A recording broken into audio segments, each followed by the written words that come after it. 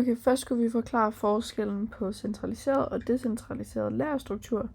Centraliseret lagerstruktur består ligesom af et eller meget få store lager, som er placeret tæt på produktionsstedet eller tæt på distributionskanalerne. Fordelene ved den centraliserede lagerstruktur er, at det er med til at holde investeringerne nede og begrænse andre omkostninger til forretningen og drift af varelager. Nogle ulemper ved centraliseret lagerstruktur er, at leveringstiden ofte er længere, eftersom at de er placeret centralt i forhold til produktionsstedet eller ved distributionskanalerne. Transportomkostningerne er derfor også øget, samtidig med, at leveringsservicen forringes. Ud fra figuren, som man kan se på billedet, viser den, hvordan varerne går direkte fra centrallageret ud til kunden, uden de har mellemled. Dog er leveringstiden som sagt længere, eftersom at de er placeret tæt ved det nævnte. Ved decentraliseret lagerstruktur forstår man ligesom, at det typisk er bestående af mange små lagre, som typisk er placeret tæt på distributionskanalerne og eller kunderne modsat centraliseret lagerstruktur. Der er også en figur her, som viser, hvordan en producent vil have et centrallager ved produktionsfunktion eller tæt ved de vigtigste markeder, og derefter bliver varerne ligesom sendt til det her decentrale lager, som er det lager, som er mindre, men ligger tættere på kunden, og herefter bliver varerne distribueret ud til kunden. Fordelene ved et decentraliseret lagerstruktur er, at virksomheden kan yde en høj leveringsservice og inden for kort leveringstid, fordi varen som sagt er placeret tæt på kunden. Derudover vil virksomhedens transportomkostninger også være lave. Dog er der nogle ulemper ved det decentrale lagerstruktur, som er, at der skal foretages en relativt stor kapitalbinding i varelageret, og samtidig med det skal der også investeres store beløb i lagerbygninger og lagerfaciliteter. Og derudover skal der også være en del lagerpersonale, hvilket også kan medføre store lageromkostninger. Så skulle vi diskutere, hvordan den logistiske effektivitet hos Dolle AS vil blive påvirket af det nye lager i Frøstrup. Jeg har så valgt at dele det ind i sådan for og imod, hvor vi først vil tage nogle fordele. Det nye centrallager eliminerer ligesom det her behov for at flytte varer mellem 3 forskellige lagerlokationer, Brabrand, Thisted og Frøstrup, hvilket ligesom reducerer både transportomkostninger og tidsspild, i det produkterne ikke længere skal fragtes frem og tilbage for at blive pakket og sendt til kunderne.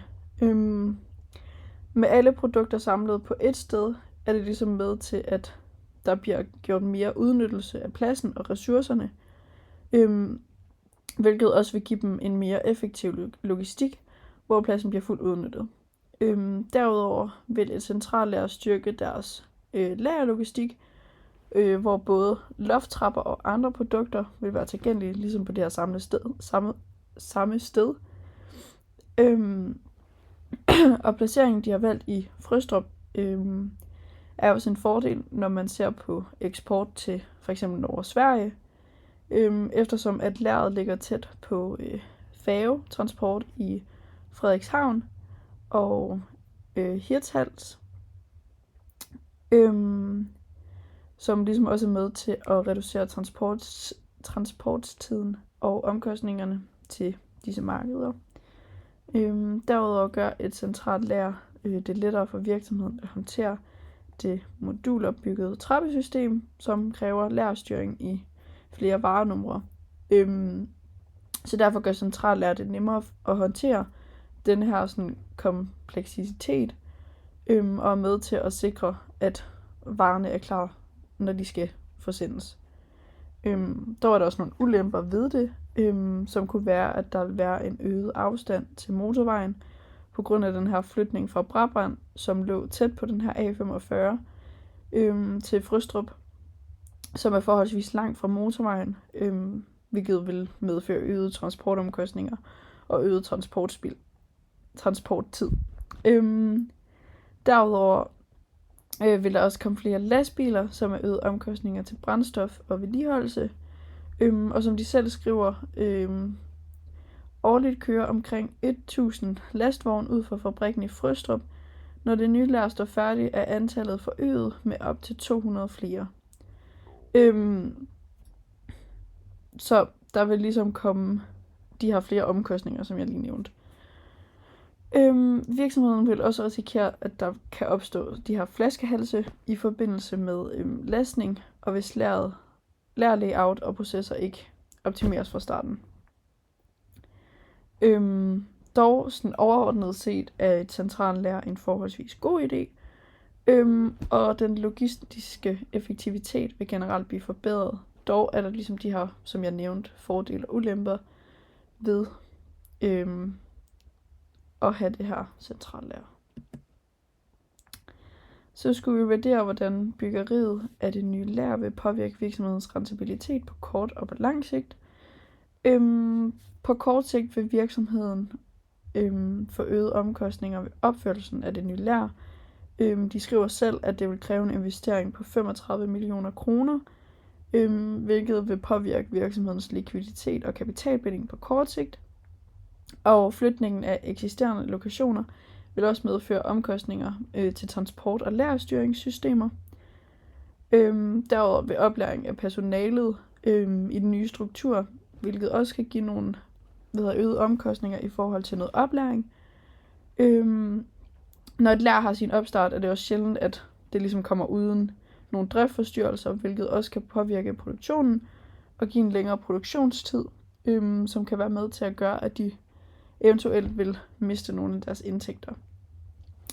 På lang sigt vil virksomheden få en forbedret logistisk effektivitet, grundet alle de her lagerfunktioner vil blive samlet under et tag, som gør, at de ligesom får den her bedre udnyttelse af lagerbeholdninger, og i sidste ende reducerer driftsomkostningerne og forbedrer logistikken for virksomheden. Som nævnt, de 200 ekstra lastvogne, som nævnt i billedet, vil blive tilføjet, hvilket også gør, at de får fuld pladsudnyttelse og styrker effektiviteten. Og virksomheden vil også få lettere ved at styre mange forskellige varenumre, på grund af, som sagt, det bliver samlet på et sted. Det vil også minimere risikoen for fejlleverancer og spild, som vil ligesom gavne deres kundetilfredshed. Derudover, ved at de har valgt at placere centrallageret et sted, som er god til eksport til Norge og Sverige, det vil styrke deres konkurrenceevne på det skandinaviske marked. Man kan se et billede her, hvor langt der er fra Frøstrup op til Frederikshavn, der hvor færgen lå. Og i billedet nævnes det også, at det nye lær er på 26.000 kvadratmeter, hvilket også vil give dem en god mulighed for, hvis de skal vækste i fremtiden, så er det muligt at lave nogle investeringer i udvidelse. Og denne kapacitet er med til at forbedre virksomhedens rentabilitet på lang sigt. Så bare lige for at lave sådan en opsummering, så på kort sigt vil byggeriet medføre øgede omkostninger og eventuelle afbrydelser i driften, hvilket kan påvirke rentabiliteten. Og på lang sigt vil det være fordele som effektivisering samt forbedring af virksomhedens konkurrenceevne, som er med til at styrke virksomhedens rentabilitet markant.